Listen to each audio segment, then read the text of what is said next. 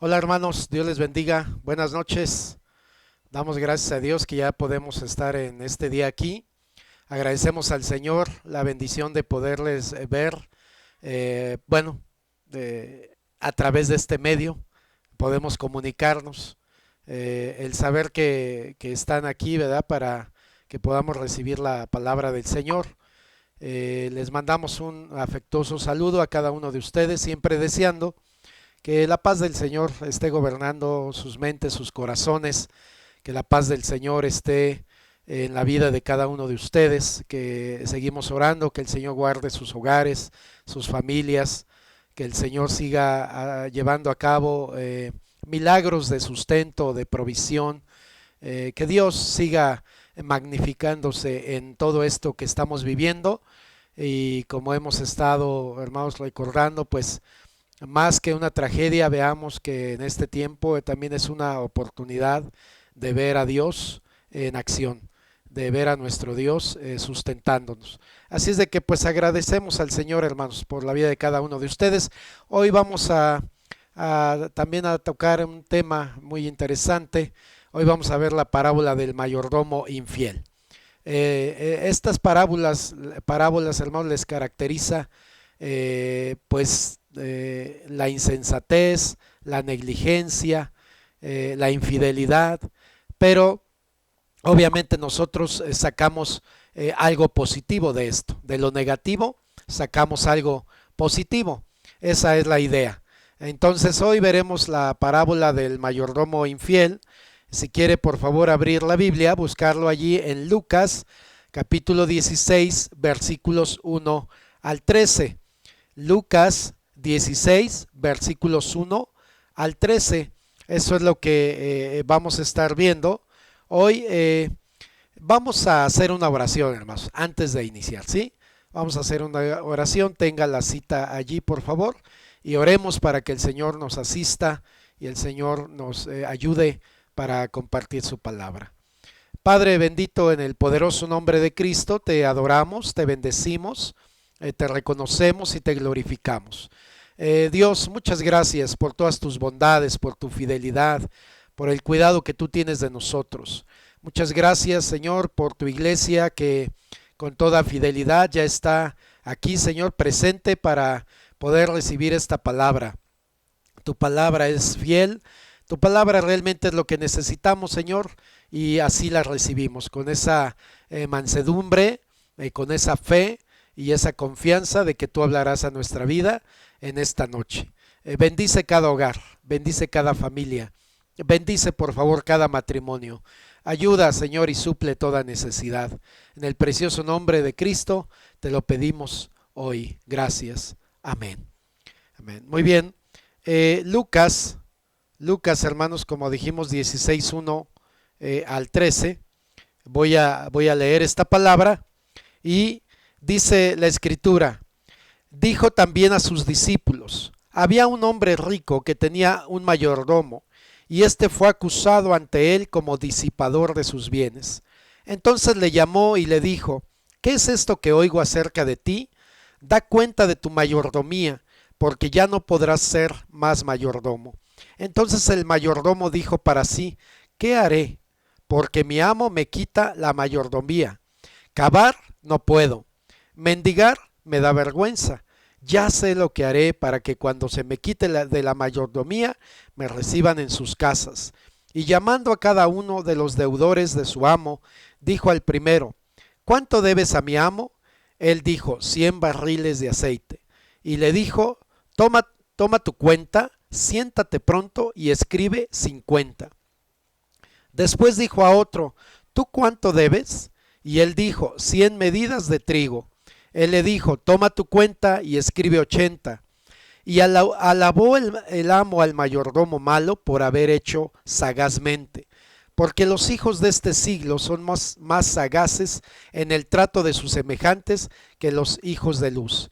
Y yo os digo, ganad amigos por medio de las riquezas injustas, para que cuando éstas falten os reciban en las moradas eternas. El que es fiel en lo poco, en lo muy poco, también en lo más es fiel. Y el que en lo muy poco es injusto, también en lo más es injusto. Pues si en las riquezas injustas no fuisteis fieles, ¿quién os confiará lo verdadero? Y si en lo ajeno no fuisteis fieles, ¿quién os dará lo que es vuestro? Ningún siervo puede servir a dos señores, porque o aborrecerá al uno y amará al otro, o estimará al uno y menospreciará al otro. No podéis servir a Dios y a las riquezas. Esta parábola es muy interesante, hermanos. Esta parábola es complicada. Si no la entendemos en el sentido que el Señor lo dijo y lo estableció, como que podemos tomar un mensaje errado. Y por ello debemos cuidado al leerla y al interpretar lo que el Señor nos enseña en ella. Pues de entrada nos habla, ¿verdad?, de algo que ocurría muy común en Palestina. Había terratenientes que tenían muchas tierras y ellos generalmente contrataban a mayordomos para que cuidaran de esas tierras, y ellos se iban con toda la confianza de que el mayordomo haría buen uso de las tierras, buen uso de los recursos, que entregarían buenas cuentas cuando éste regresara. Pero lo que nosotros vemos aquí es un mayordomo que no fue fiel, no era un buen mayordomo, sino que dice que fue acusado de disipador. ¿Sí? O sea, se empezó a gastar los bienes de su patrón, de su amo, como si fueran suyos. Empezó, como decimos los mexicanos, empezó a hacer caravana con sombrero ajeno. Empezó a gastarse dinero que no era suyo y empezó a pavonear de todo ello. La cosa es que el amo regresó. Él iba a regresar, ellos no sabían cuándo, pero iba a regresar y regresó.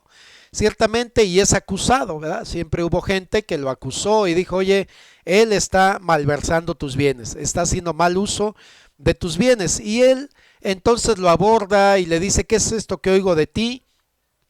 Inmediatamente, ¿verdad? No hay un juicio, no hay nada, simplemente el amo dice, has hecho algo mal y voy a tener que despedirte, voy a tener que quitarte tu trabajo. Y se da de esta manera, y entonces este mayordomo, ¿verdad?, no termina su carrera de fechorías, sino que ahora pues era flojo, no le gustaba trabajar en lo físico, ¿verdad? No le gustaba sudar, no le gustaba cansarse, y dice, ¿qué voy a hacer? ¿Cavar?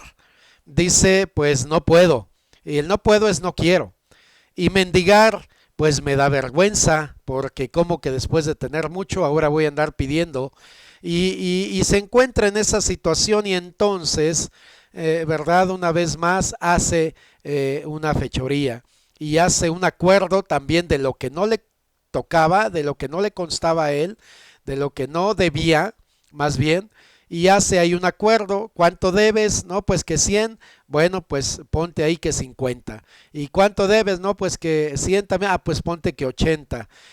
Pero él lo hace con un fin, que esa gente de alguna manera pudiera en su momento hacerle un favor, los estaba comprometiendo. Mire, lo que yo veo a la luz en esta parábola es, hermanos, que todos, hay un triángulo allí de gente no íntegra, porque el mayordomo está actuando mal, ¿verdad? Con los que ellos hacen, con los que él hace el trato, también obran mal, porque ellos saben que eso no le pertenece a él. Y el mismo amo dice, ¿verdad?, que lo alaba por algo que hace mal, lo alaba por algo que no hace correcto, y entonces pues se ve que el amo también era alguien que no obraba de manera correcta, que no hacía bien las cosas, ¿sí? Entonces en todo esto nos damos cuenta que hay un triángulo de gente que no está obrando correctamente e íntegramente. En esto nosotros tenemos que tener cuidado. Jesucristo no está aprobando lo malo del mayordomo, no está aprobando el mal uso, ni siquiera está dando luz verde a que actuemos nosotros injusta, incorrecta o corruptamente.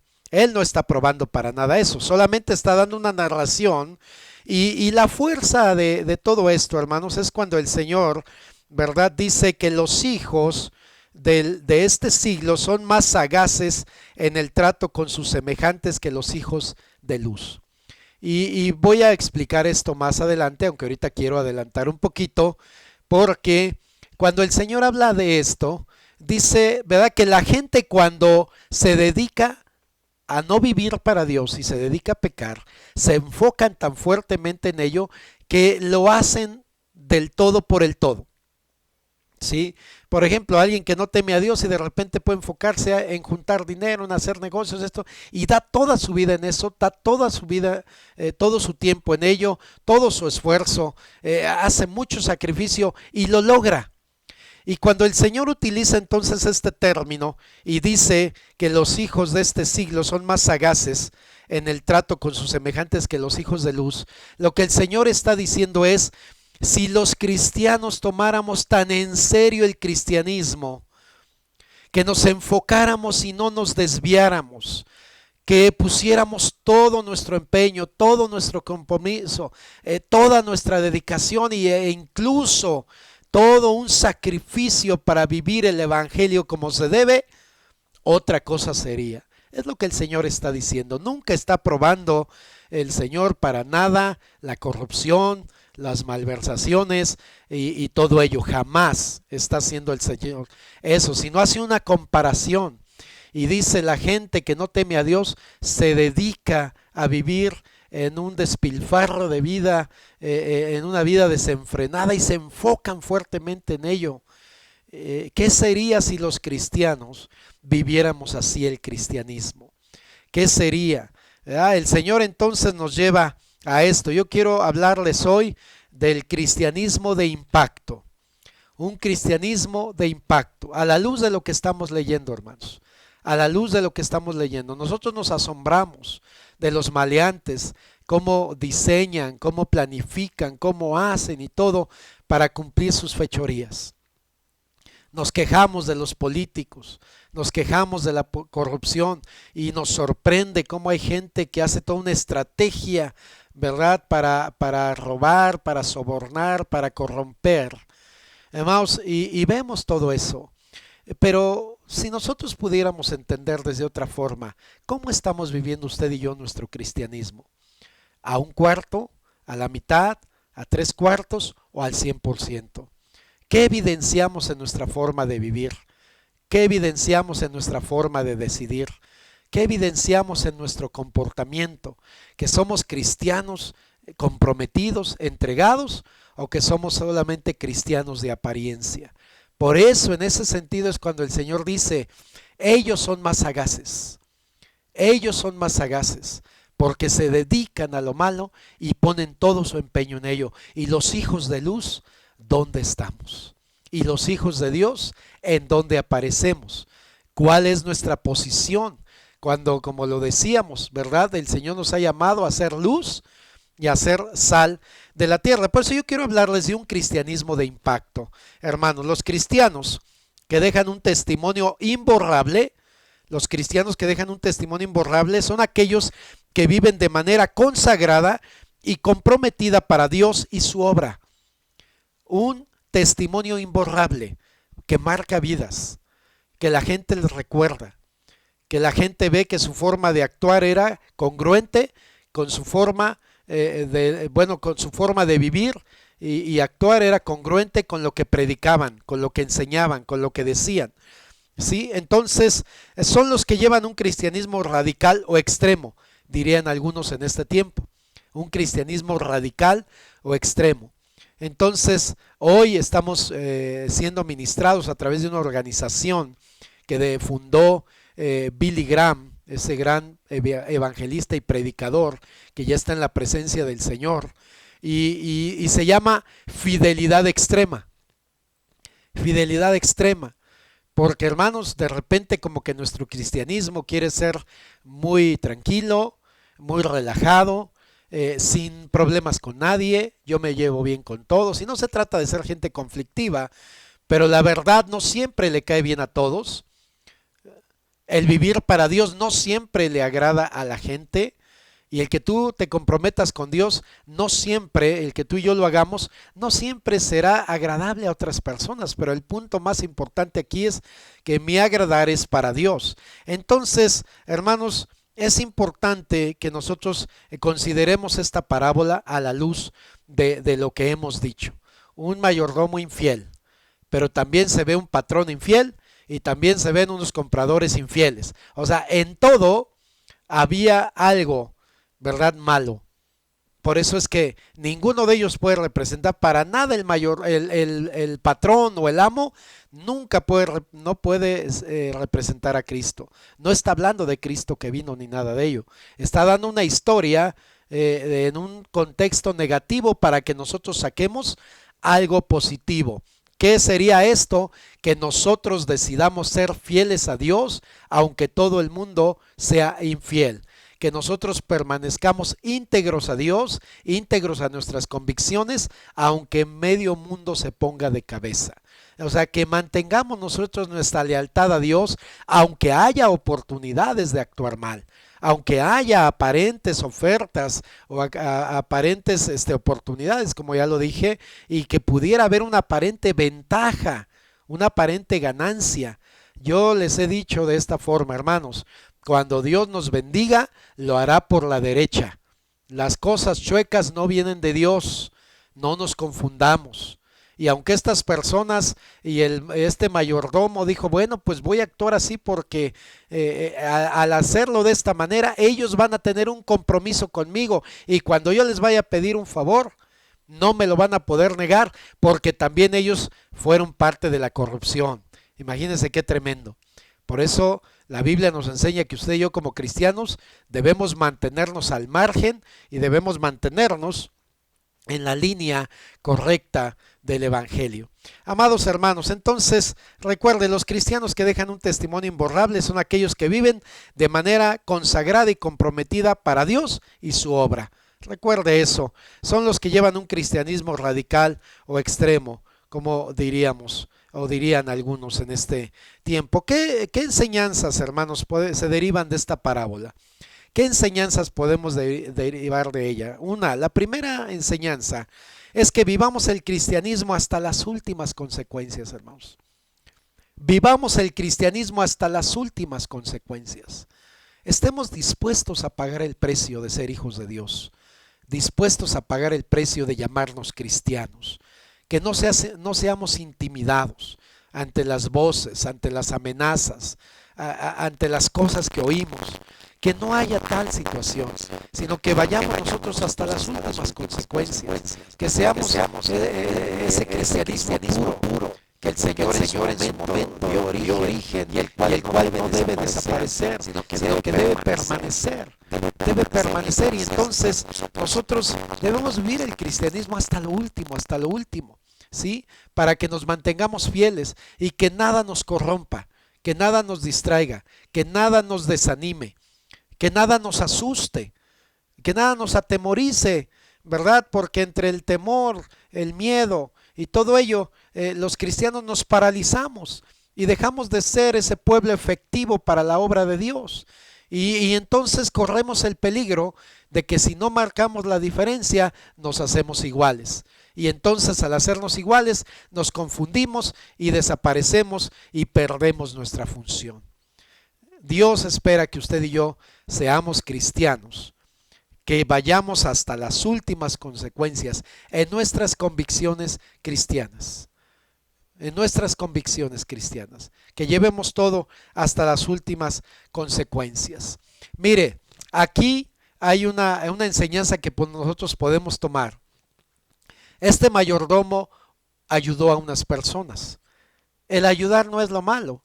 Aquí lo malo fue que sus intenciones no fueran buenas y también ayudó con lo que no era suyo y eso no le correspondía. Pero hermanos, el cristianismo se ha distinguido siempre por la bondad, se ha distinguido por la misericordia, se ha distinguido por la ayuda al necesitado. El cristianismo ha tenido siempre ese estandarte de ser gente que tiene un corazón sensible a las necesidades de los otros. Y aunque nosotros podemos tomar la gran enseñanza de que ayudemos a otros siempre en la medida de lo posible. Esa es la segunda enseñanza que se deriva de aquí. Ayudemos a otros siempre en la medida de lo posible. Hermanos, siempre hay alguien que va a necesitar ayuda. Siempre habrá alguien que necesite un apoyo, un estímulo, que anime su vida para seguir adelante. Que tú seas ese instrumento y yo, que llegue en el momento preciso a la vida de una persona, que tú y yo seamos la respuesta de Dios a la oración de alguien. ¿No le gustaría que su vida fuese eso? Que usted y yo fuésemos la respuesta de Dios a la oración de alguien. Pero para eso necesitamos ser sensibles. Para eso necesitamos no centrarnos tanto en lo que yo quiero y necesito, sino centrarme en aquello que otras personas están necesitando y que yo puedo ser parte de su solución y puedo ser parte de la respuesta y puedo ser un instrumento de bendición en las manos de Dios hacia la vida de una persona, de un hermano en la fe, de un compañero de trabajo, de un vecino, de un familiar. No importa que no comparta nuestra fe, no tiene que ver con eso. La Biblia sí nos dice que hagamos mayormente bien a los hermanos en la fe, pero nunca nos dice que no ayudemos a quien no comparte nuestra fe.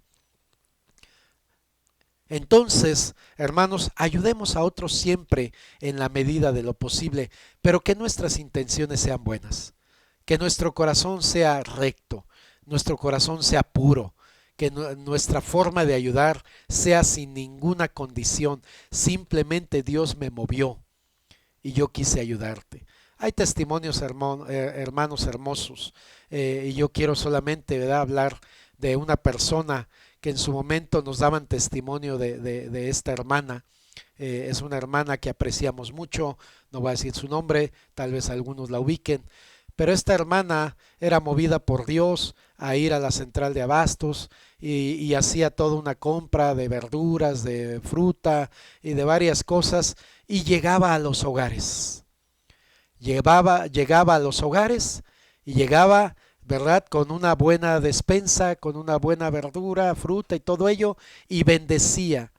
Era muy sensible a Dios, amados hermanos, porque esta hermana, bueno, los hermanos con los que llegué a platicar decían, llegó en el momento justo, llegó en el momento preciso. Hermanos, yo nunca me hubiera enterado, si no es porque los hermanos nos lo comentaron, porque de eso se trata, no de que otros sepan, se trata simplemente de ayudar, porque el principal, el que está sentado en el trono y que desde ahí ve todo y gobierna todo, Él lo sabe. Cuando Dios te dé un impulso de hacer una llamada, cuando Dios te dé un impulso de ayudar a alguien, sea con alguna cantidad o en especie, hermano, no tardes en hacerlo. No tardes en hacerlo. ¿Por qué? Porque eso tiene que ver con un cristianismo de impacto. El cristianismo de impacto se da cuando nosotros al mundo le damos un testimonio de que somos cristianos, que llevamos todo hasta las últimas consecuencias. Pero también el cristianismo de impacto tiene que ver con ayudar siempre en la medida de lo posible. Siempre en la medida de lo posible. Y una tercera enseñanza que el Señor da allí es que jamás permitamos que el dinero se vuelva un Dios en nuestra vida. El dinero siempre debe ser siervo y no amo. El dinero está para servir y no para gobernar. Y el Señor Jesucristo aborda esto, ¿verdad? Porque el Señor dice, si tú eres fiel en lo poco, también se te va a poner en lo mucho. Pero si no eres fiel, no se te puede confiar más. Entonces nosotros necesitamos aprender fidelidad. Fidelidad en aquello que Dios pone en nuestras manos. Fidelidad en aquello que Dios nos confía. Que seamos fieles. Y obviamente esto de a veces de las finanzas, hermano, es algo que a muchos les incomoda, ¿verdad? Que a muchos les inquieta. Y que cuando uno llega a tocar estos temas, algunos luego, ¿verdad?, se van por la tangente y evaden la responsabilidad que todos tenemos para con Dios. La responsabilidad que tenemos es que cuando Dios nos bendice, no es para amasar y amasar y amasar una fortuna. Cuando Dios bendice es porque hay siempre necesidad a nuestro alrededor. Pero hay gente que se vuelve esclava del dinero y el dinero se vuelve su Dios y prácticamente le rinden culto a su dinero y dejan de mirar la necesidad a su alrededor. Cuando el Señor Jesucristo toca, este tema, usted se da cuenta que los fariseos y los religiosos se empezaron a burlar de él, ¿verdad? Y empezaron a decir, no, no, no, ya te estás metiendo en cosas que no. Y dice el Señor Jesucristo que porque eran avariciosos, eran avaros. Era gente que no sabía compartir, que no sabía ver las necesidades de otros, que solamente pensaban en lo suyo. Y eso les llevó a la avaricia, y eso les llevó a ser insensibles, y bueno, los llevó entonces a tener precisamente al dinero como un Dios. Y el Señor entonces termina diciendo, no puedes servir a Dios y a las riquezas. Y había un Dios que se llamaba Mamón, era el Dios de la riqueza. Y el Señor utiliza ese término. En el griego aparece la palabra mamón. No pueden servir a Mamón y a Dios, al Dios de las riquezas. Entonces, hermanos, debemos de tener mucho cuidado. El dinero es necesario. ¿Qué hacemos sin dinero? ¿Verdad? Y eso queda claro. Pero nunca extraviarnos ni perdernos. Él debe estar siempre como siervo, como esclavo, nunca como amo. Tenemos un solo Señor y es nuestro gran Dios y Salvador Jesucristo. Y a Él le debemos absolutamente todas las cosas. Así es de que, hermanos, yo quiero dejar esta palabra en sus corazones, ¿verdad? Entonces vivamos el cristianismo hasta las últimas consecuencias. Ayudemos a otros siempre en la medida de lo posible y jamás permitamos que el dinero se vuelva un Dios en nuestra vida. Yo creo que es tiempo de manifestar nuestras convicciones como cristianos que somos, y que esas convicciones, hermanos, impacten a otros para la gloria de Dios. Una enseñanza negativa puede traer algo positivo a nuestra vida. Y esta parábola, aunque se ve todo un ambiente negativo, trae una tremenda enseñanza para nuestra vida, porque así es la vida cristiana, 100% práctica, 100% pertinente y adecuada para la necesidad. Así es de que yo le invito en el nombre del Señor que se quede con esta palabra en su corazón. Continuamos con esta serie de parábolas. Con la ayuda del Señor, el próximo viernes estaremos también hablando de una parábola más. Pero yo quiero que hagamos una oración, hermano. Vamos a orar en este momento y que Dios nos ayude en esta hora. Le invito a que oremos. Cierre sus ojos para que no se distraiga.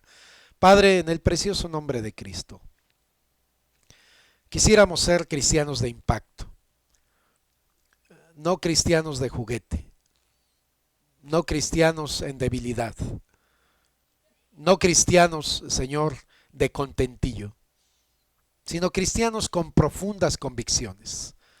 Que nada nos mueva, que nada nos estorbe, que nada nos detenga, que nada nos desanime. Que nuestras convicciones, Señor, fundamentadas en ti, en tus promesas, en tu poderosa palabra, nos lleven, Señor, a brincar todo obstáculo, a vencer toda prueba que se presente. Ayúdanos, bendito Dios, en este tiempo, a saber que tú eres el Dios que tiene control de nuestra vida, que tiene cuidado de nosotros, el Dios que nos ama y que nos defiende, que estás allí, Señor, siempre, siempre a nuestro lado. Pero también nosotros necesitamos darte nuestra fe, nuestra confianza y darte nuestra fidelidad, porque tú nos has dado todo y también tú pides todo. En el nombre precioso de Jesucristo, bendito Dios, te adoramos, te exaltamos y te glorificamos. Gracias, bendito Señor, hoy y siempre. Amén. Amén. Pues es una bendición, hermanos, estar con ustedes, ¿verdad? Déjenos sus comentarios, comparta el video. Les anunciamos que las despensas ya se dieron, ya se entregaron. Entonces, acerque por favor más despensa, acerquemos más despensa porque sigue habiendo necesidad y hay personas que van a ser bendecidas a través de las despensas. Así es de que, mis hermanos, y quiero bueno, recordarles que nos veamos entonces primero Dios próximo viernes. También tenemos una cita a las 8 de la noche. Sí, sí. Así es de que les quiero dejar con un canto muy hermoso. Un canto que yo sé que le va a gustar y que va a ser de bendición y que es un canto que nos anima a permanecer fieles a nuestro Dios, venga lo que venga y pase lo que pase. Dios les bendiga. Les amamos, la familia Pastoral Gallardo García. Les mandamos un afectuoso abrazo y saludo. Hasta pronto.